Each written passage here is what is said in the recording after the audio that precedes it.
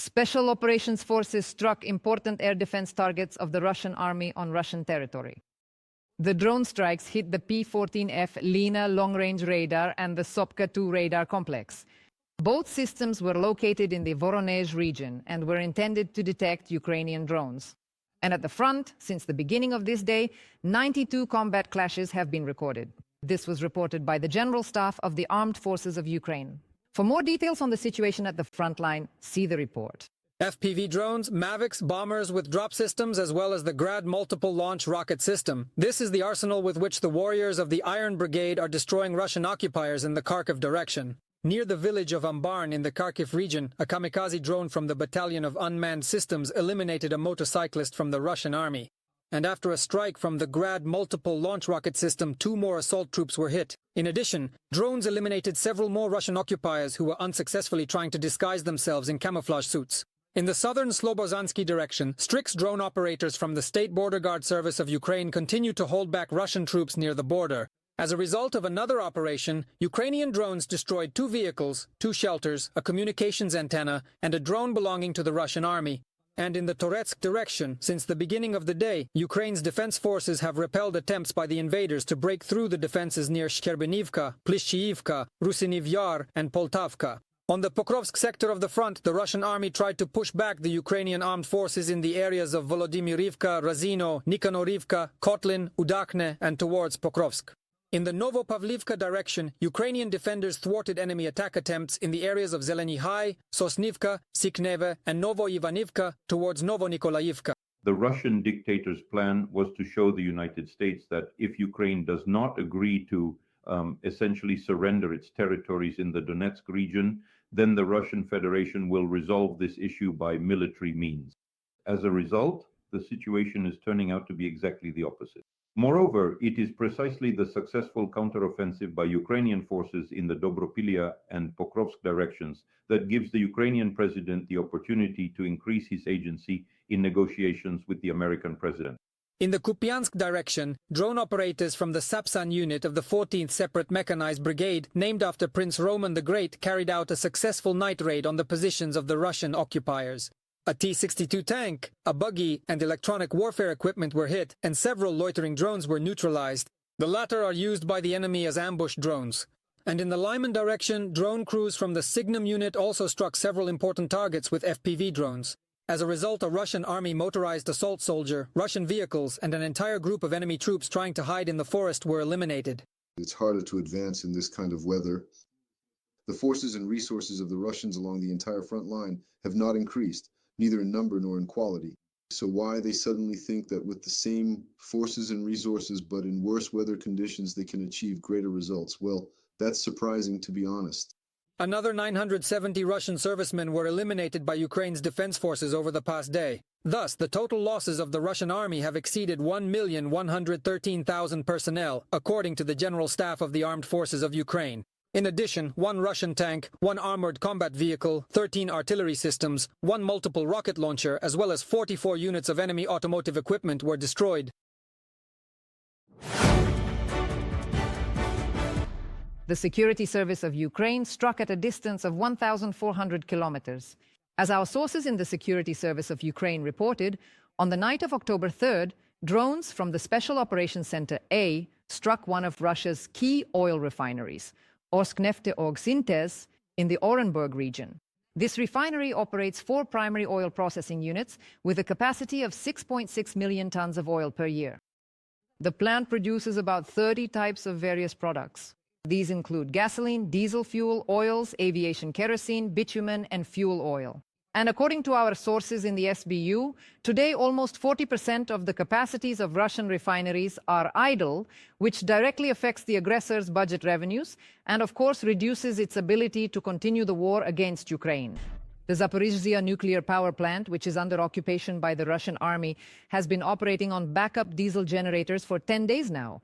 This creates serious risks, since neither the generators nor the plant itself are designed to operate under such conditions. This was stated by Olga Yukhimchuk, Deputy Minister of Energy of Ukraine.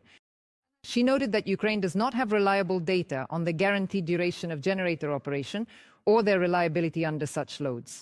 Also, according to the Deputy Minister, The situation is further complicated by the gradual degradation of equipment and the inability to carry out scheduled maintenance and regulatory work. The generators and the station are not designed for this and have never operated in such a mode for so long. This significantly increases the risk of generator failure, which could lead to the shutdown of the nuclear fuel cooling system and the disconnection of critically important safety systems, and subsequently to a nuclear or radiological accident. In addition, we have information that just recently the Russians have already repaired one of the generators that had failed. Olha Yukhimchuk, Deputy Minister of Energy of Ukraine for European Integration. Live on the United News Marathon. Russia may strike Ukrainian nuclear power plants under a fabricated pretext. Putin mentioned this during his speech at the Valdai Forum.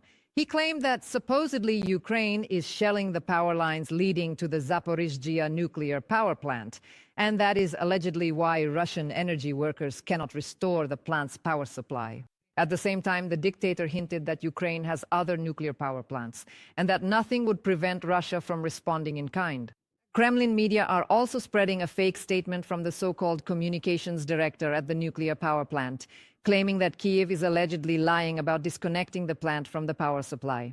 The Center for Countering Disinformation under the National Security and Defense Council of Ukraine has proven that the accusations of information terrorism are new manipulations by the Kremlin regarding the nuclear power plant. In reality, the Russian occupation administration is deliberately not connecting the Zaporizhzhia nuclear power plant to the power lines, even though it is technically possible. The IAEA confirms that the Zaporizhzhia nuclear power plant has been without external power for the longest period since the start of the full-scale war. Director General Rafael Grossi emphasized that the diesel generators are the last line of defense and that such a situation cannot be considered safe. From a statement by the Center for Countering Disinformation under the National Security and Defense Council of Ukraine on Telegram.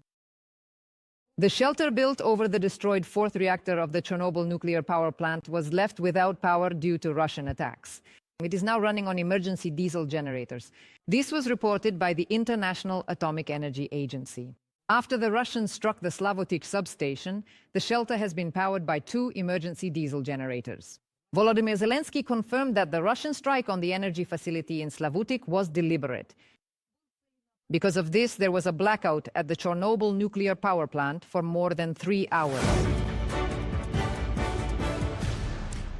Delivering humanitarian aid to residents of the frontline areas in Donetsk region is becoming more difficult with each passing day. Russian attack drones are hunting for any ground transport.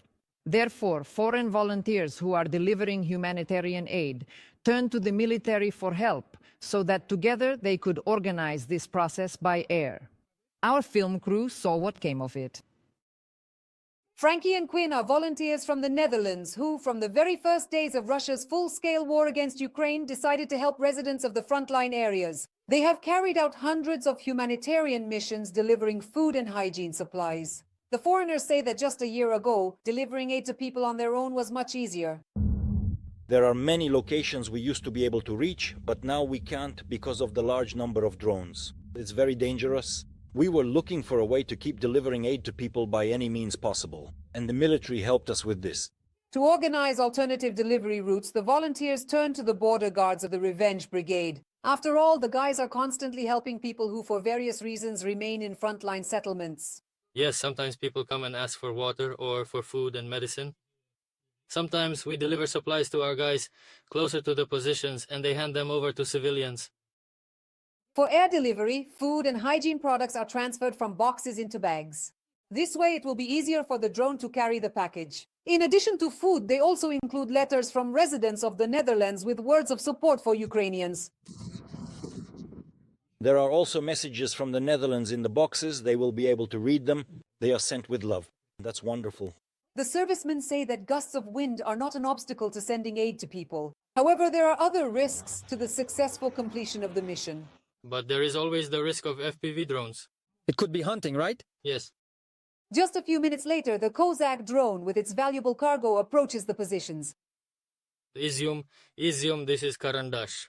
Get ready to receive a little gift. One short one. The drone can autonomously drop the package on its own, but the soldiers are specifically asked to back it up and provide assistance a bit, so the valuable cargo stays completely intact. Fakel, pull on the bag, give it a try. Oh, that's it, it's gone now. Get out of there.